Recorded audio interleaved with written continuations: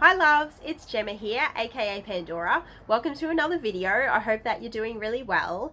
Today for Spelltember, I just want to talk to you about my daily witchcraft and spiritual practice, what it typically involves for me, what helped get me over the hurdles that I had towards this goal of having a daily practice, maybe give you some hints and tips, or maybe you already have a daily practice, in which case I hope that you will still get something interesting out of this video. So I have had a daily practice for a few years now, I want to say, and especially since moving to this house, I now have my main altar and my tarot shelf in my bedroom.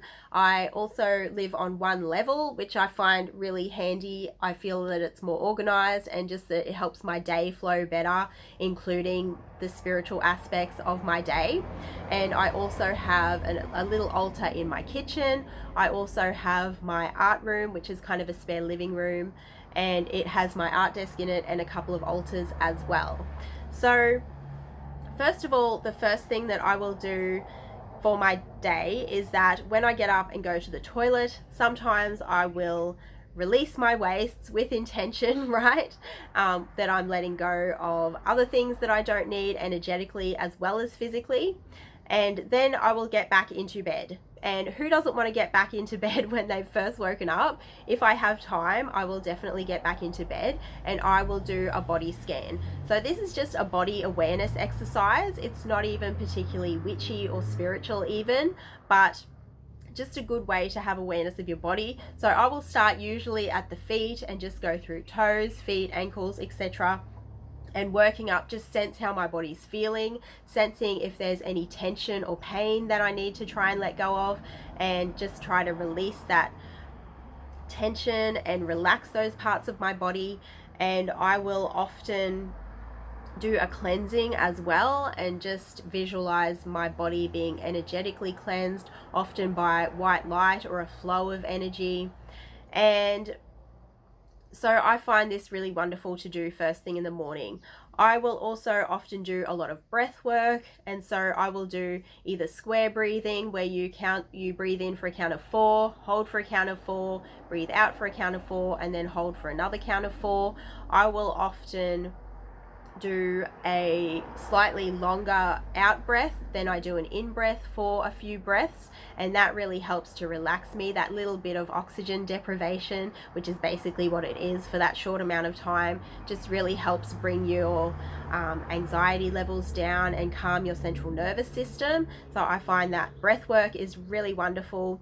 I like to do a lot of journaling. I will sometimes draw tarot and oracle cards and journal about the cards that I've drawn.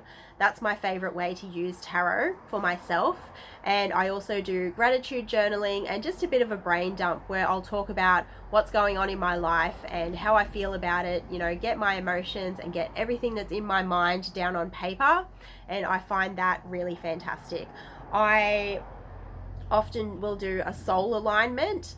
One of my favorite ways of doing soul alignment comes from the book Evolutionary Witchcraft by Thorne Coyle, and another one is from the Witch Power series, starting with The Witch's Book of Power by Devin.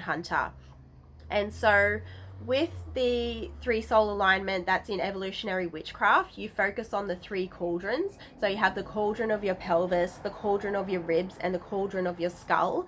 And these are all associated with different aspects of your soul. And so you align those using that method in that book. And the one that's in the Witch Power series is where you visualize a serpent rising, an owl descending, and a spider weaving. And so if you can't visualize, then you can use the spoken word. And when I do that one, I do like to both visualize it and use the spoken word. So the words are serpent rising, owl descend, spider weaving without end. All 3 souls aligned as one. Now this our sacred work's begun. And so that's a really wonderful method that I use. I will sometimes still do a full circle casting ritual in that sort of neo-pagan Wiccan-esque style that I enjoy. And so you mark out the circle, go around the circle and cast it, call in the elements in each of the 4 quarters, call in spirit in whatever way, and really cleanse and hold the space sacred. However, I've done that a lot, and I have really set a sacred space in this space already. So I do find that when I want to do a simple ritual or some spell work, that the energy is already set, and all I have to do is just kind of open what's already there and just tap in. And so I will commonly just do a little bit of smoke cleansing, and I don't always use the same words. I actually find routine and stagnancy really boring, and I really can't handle it. So I often will just use simple words. I'll just say, you know, I welcome in earth and talk about the qualities of earth. It's often different from day to day, which is really, I trust that it's what I need. And then the, you know, the qualities of all the other elements and so forth.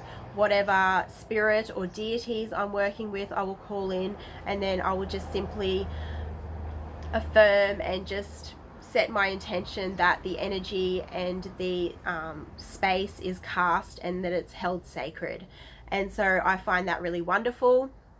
And I would say that if you want to do daily ritual, one of the things that helped me was to let go of these really high expectations of thinking that ritual has to be really formal and really structured every time you do it, because it really doesn't. And your spiritual practice will evolve and adapt to suit you at different stages in your life. You know, my spiritual practice is different now that I am a working mum than it was before, when I was a stay-at-home mum, and before that when I worked before having children, and before that when I was a student and lived with my parents, etc. So that's perfectly fine. It's completely normal. As a busy person, you can still have a daily practice. You can, one way that I do it is that I start small, and so I'll set really simple small goals for myself, and then anything else is just a bonus. And more often than not, I do find that once I have completed that small simple step, that I will go on to do more witchcraft and more spiritual practice throughout the day.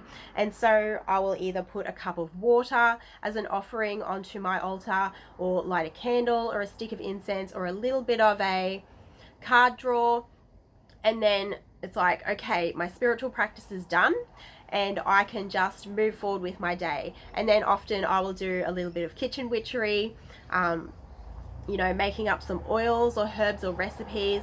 And it's really wonderful to put spirituality and magic into the mundane. And this is a really good way to get your spiritual practice done. If you are a busy person, you can put magic into your coffee or tea when you're making it. You can put magic into cooking as you are cooking your meals. And when I do cleansings, such as doing my dishes, you know, cleaning the floors, cleaning surfaces, cleaning the bathroom, even washing myself, I'm doing a cleansing ritual, right? So when you have that mindset of, you know, everything is sacred, everything can be a spiritual and sacred act, then that's a really wonderful way to bring spirituality into your daily life when you're a busy person.